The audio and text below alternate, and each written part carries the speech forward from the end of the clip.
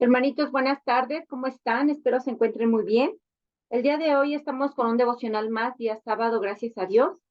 Estamos abarcando del capítulo 16 al 18 del libro de Juan. Y bueno, el día de hoy, hermanos, vamos a ver parte del 16 y parte del 17. El 16, capítulo 16, versículo 5. Bueno, Jesús enseña acerca del Espíritu Santo. Vamos a leer esta porción de la palabra, hermanos. Dice, pero ahora voy al que me envió y ninguno de vosotros me pregunta, ¿a dónde vas antes? Porque os he dicho estas cosas. Tristeza ha llenado vuestros ojos, perdón, vuestro corazón. Pero yo os digo a la verdad, os conviene que yo me vaya, porque si no me fuera, el Consolador no vendría a vosotros. Mas si me fuere, os lo enviaré. Y cuando Él venga, convencerá al mundo de pecado, de justicia y de juicio. De pecado por cuanto no creen en mí, de justicia por cuanto voy al Padre, y no me veréis más, y de juicio por cuanto el príncipe de este mundo ha sido ya juzgado. Bueno, hermanos, aquí vemos que los discípulos ya le habían preguntado a Jesús acerca de su muerte. Ellos estaban inquietos por saber qué iba a pasar con ellos después de la muerte de Jesús, pero nunca comprendieron lo que significaba. ¿Por qué? Porque su preocupación principal era por ellos mismos. Si Jesús se iba, ¿qué pasaría con ellos? Esa era su preocupación. Y vemos en el versículo número 7 que dice que os conviene que yo me vaya, ¿sí? ¿Por qué? Porque si Jesús no cumpliera su misión, hermanos, no habría evangelio. Si no moría en la cruz, no habría perdón de pecados. Ni la resurrección, ni la victoria sobre la muerte, si no regresaba al Padre, el Espíritu Santo no hubiera venido. ¿Sí? Era necesario, dice aquí la palabra de Dios, que es necesario que Jesús se fuera, ¿sí? Para que el Espíritu Santo, el Consolador, ¿sí? Estuviera con nosotros todo el tiempo. La presencia física de Jesús, hermanos, estaba limitada, ¿sí? ¿Y qué es lo que pasó? Que cuando Jesús resucitó al tercer día, el Espíritu Santo vino a morar en nuestros corazones y Él es el que nos guía, nos redarguye, ¿sí? Y bueno, esto era muy importante que sucediera. ¿Por qué? Porque solamente así íbamos a tener el Espíritu del Señor en nuestro corazón. Bueno, vamos a ver, hermanos, cuáles son las tareas del Espíritu Santo. Hay veces que no entendemos esta parte, que es ¿por qué el Espíritu Santo? Bueno, las tres tareas principales o muy importantes del Espíritu Santo es convencer al mundo de pecado. Cuando nosotros escuchamos la palabra de Dios, el Espíritu Santo obra en nuestro corazón y nos convence de pecado y nos hace sentir que hemos pecado, que somos pecadores, ¿sí? Y bueno, también nos lleva al arrepentimiento, nos convence de pecado, reconocemos nuestro pecado, nuestra maldad, ¿y qué es lo que hacemos? Nos arrepentimos, ¿sí? Y la segunda tarea importante del Espíritu Santo es hacer que los pecadores reconozcamos la justicia perfecta de Dios para que admitan que han fallado. Cuando nosotros leemos la palabra de Dios, reconocemos que somos pecadores y que hemos fallado y que necesitamos perdón de nuestros pecados. Eso solamente lo hace el Espíritu Santo, el que redarguye, el que nos convence, el que nos dice has fallado y nosotros aceptamos que hemos pecado, pero ¿qué es lo que pasa? Nos arrepentimos, no nos quedamos solamente en reconocer, sino que nos arrepentimos de nuestra maldad y el fruto que debe de ser, hermanos, es no volverlo a hacer. Ya no debemos de seguir teniendo ese estilo de vida, de ese pecado. ¿Sí? Sí somos pecadores, pero no va a ser un estilo de vida. ¿Sí? Y bueno, también mostrar que por medio de la muerte y resurrección de Jesús, el príncipe de este mundo, Satanás, ha sido juzgado. Amén, amén por eso, hermanos, porque Jesús venció la muerte, ¿sí? Satanás ha sido juzgado, ¿sí? Y condenado. Él ya no tiene potestad de nuestra vida, no tiene autoridad, porque el amo y señor de nuestra vida es el Señor Jesús, ¿sí? Y bueno, también aquí vemos, hermanos, que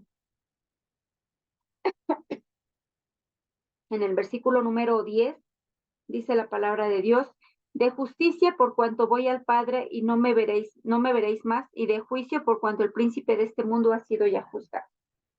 Así es, hermanos, vemos que la muerte de Jesucristo en la cruz puso a nuestro alcance nuestra relación, una relación con Dios, ¿sí? Una relación personal, una relación íntima con Dios, cuando confesamos nuestro pecado y creemos en Cristo. Dios nos declara justos y nos libra del castigo por nuestros pecados. Nos declara justos por los méritos que hizo Jesucristo, no porque tú y yo seamos justos, hermanos. Nosotros no somos buenos, dice la palabra de Dios que no hay bueno ni aun uno, ¿sí? Pero hemos sido declarados justos por lo que hizo Jesucristo en la cruz del Calvario. Por los méritos de Jesucristo, nosotros hemos sido, ¿sí? Declarados justos.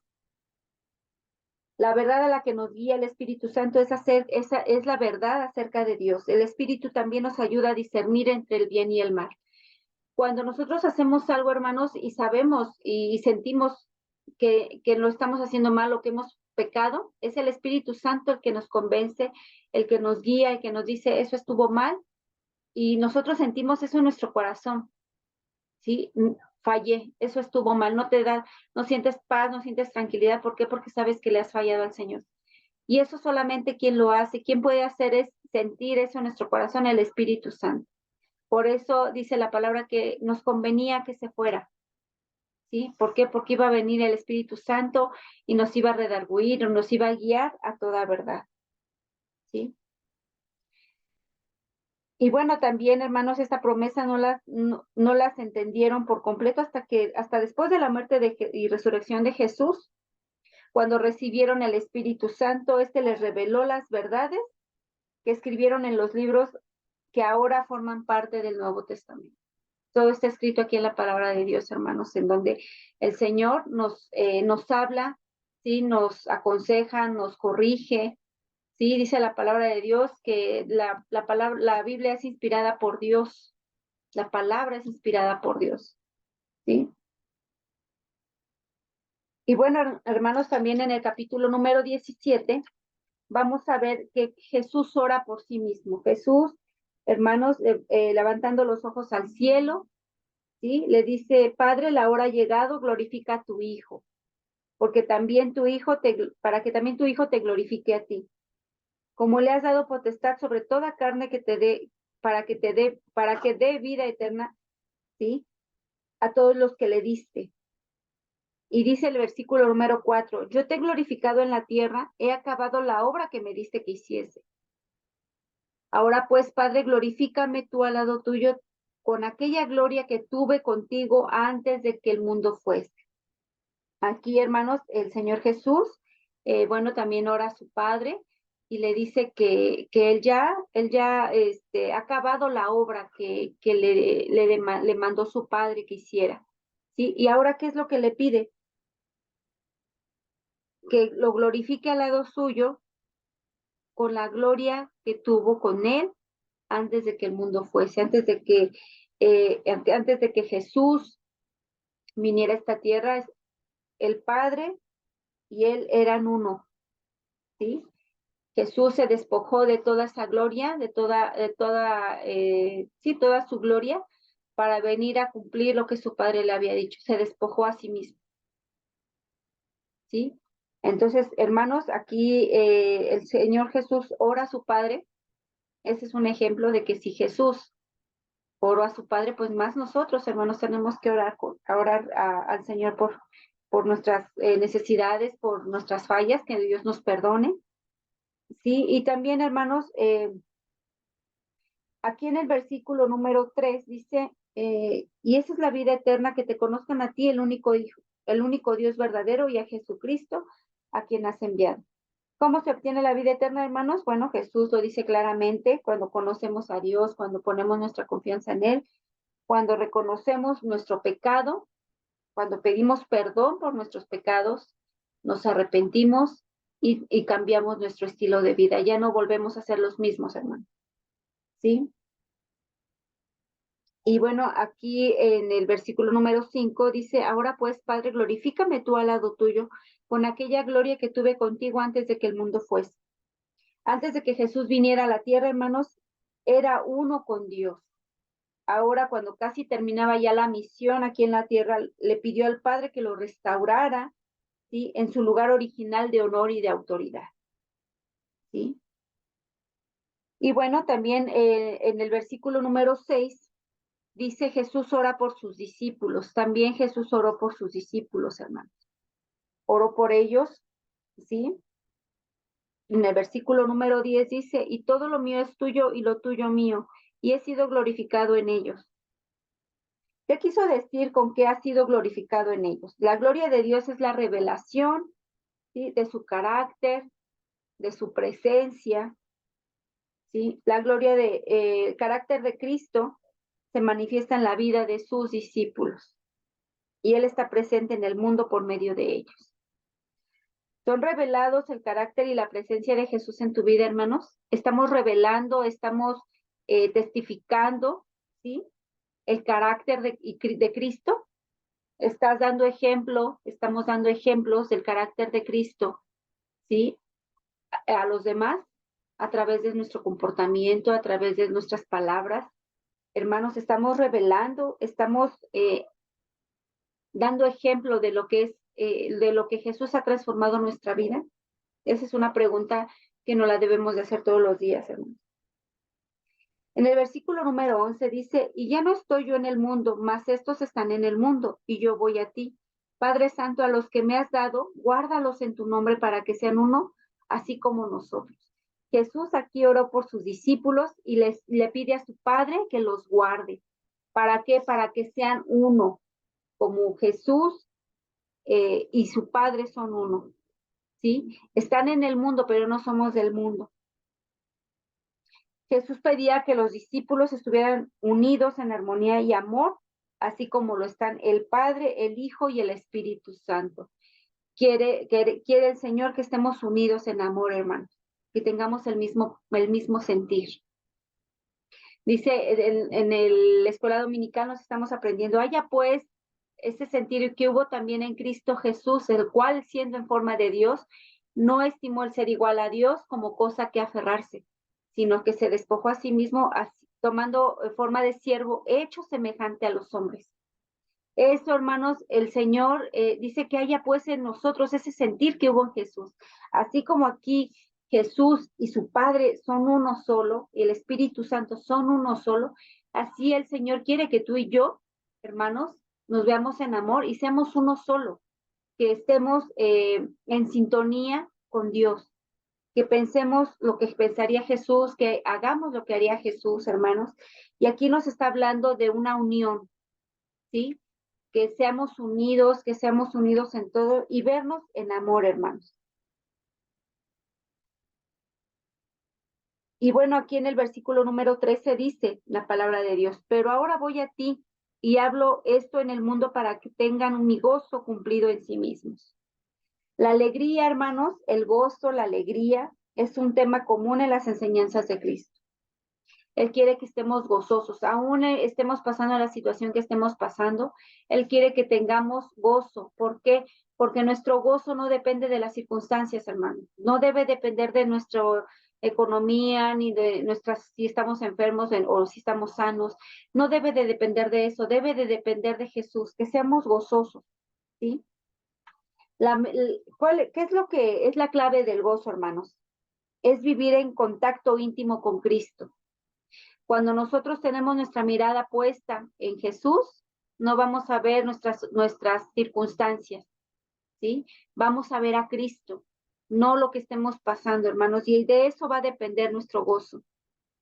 Nuestro gozo debe de depender de Jesús. Cristo es la fuente de todo nuestro gozo, hermanos. Y al hacer esta acción de poner nuestros ojos y nuestra mirada en Cristo, hermanos, ¿qué es lo que vamos a hacer? Vamos a experimentar un cuidado especial del Señor. ¿Sí? Vamos a experimentar una protección especial y veremos la gloria de Dios y que nos da, aun cuando estemos pasando por situaciones complicadas, hermanos. Hay veces que nosotros cuando tenemos situaciones difíciles en casa, ¿sí? Y vemos mucho el problema, vemos mucho esa circunstancia, perdemos nuestra mirada del Señor.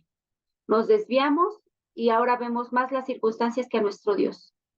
Y el Señor, hermanos, Él quiere que nuestro gozo, nuestra alegría dependa de Él, no de las circunstancias. Nuestro amor especial, nuestro primer amor es el Señor Jesucristo. Y en Él debemos de poner toda nuestra alegría, nuestra confianza, nuestra fe, todo, hermanos, en Él, ¿sí? No en lo que podamos estar experimentando a nuestro alrededor. Es una forma en la que Dios también, las circunstancias difíciles, hermanos, es cuando Dios trabaja nuestro carácter y nos dice, a ver si está puesta tu confianza en mí o en las circunstancias. ¿O qué estás viendo más, las circunstancias o me estás viendo a mí? Hay veces que se nos hace tan complicado, hermanos, porque nos agobiamos. Pero aquí, si el Señor lo dice, eso sí lo debemos de hacer, hermanos. ¿Sí?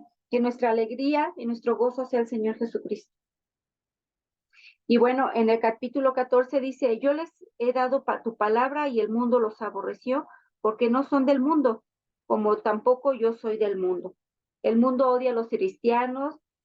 ¿Por qué? Porque tenemos la palabra de Dios, la estamos aplicando en nuestra vida, ¿sí?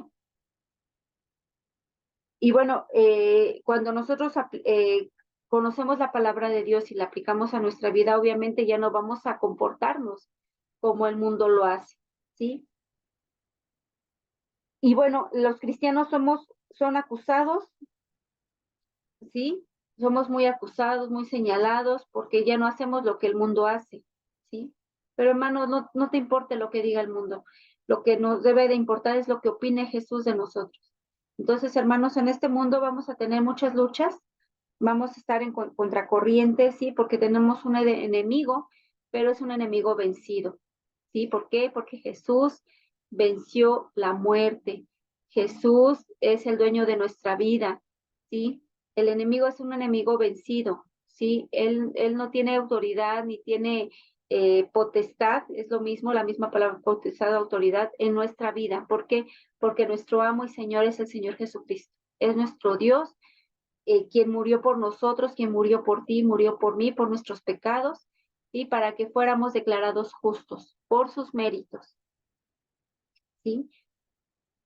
Bueno, hermanos, espero que este devocional les haya sido de bendición a sus vidas. Sigamos adelante, hermanos, oremos unos por otros. Eh, Jesús intercede por nosotros, hermanos, al Padre. Entonces, hermanos, no tengamos temor, sigamos adelante, ayudémonos a orar unos por otros, abracémonos con amor cuando nos veamos, hermanos, y que seamos de un mismo sentir, ese sentir que hubo también en Cristo Jesús. Sentir y pensar como Cristo, tener la mente de Cristo. ¿Y cómo vamos a tener la mente de Cristo?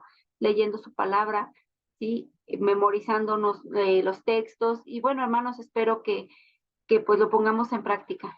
Que Dios me los bendiga, hermanos. Les mando un fuerte abrazo y nos vemos el día de mañana en el templo. Hasta luego.